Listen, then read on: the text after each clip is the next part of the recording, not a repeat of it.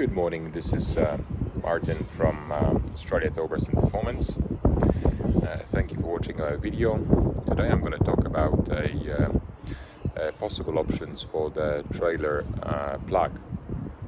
So in here we've got a boat that comes with a electro-hydraulic brake controller, which means it needs obviously a brake controller in the vehicle to control the brakes, as well as additional power supply to house to actually power up this unit. On this one, to avoid the installation of the Anderson plug, which it can be quite troublesome, we have managed to incorporate it all in a 13-pin plug. So this 13-pin plug is a standard on most European vehicles when they come with the OEM original wiring.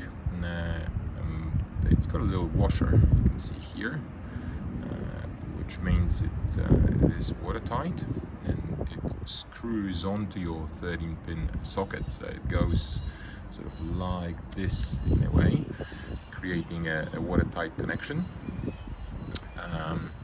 The reason that I love this solution is that it's very simple, because I don't need to think about how many plugs I have to connect to the boat or to your possible camper van.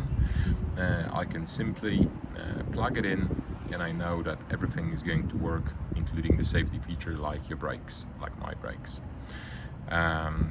So that's one option of doing it. This boat originally came with a 12-pin connector, which they are very quick to rust.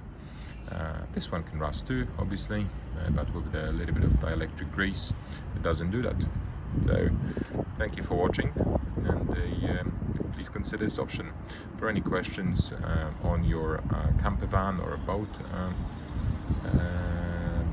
compatibility with your car and the boat plugs, please call our friendly team at Australia Towbars Performance.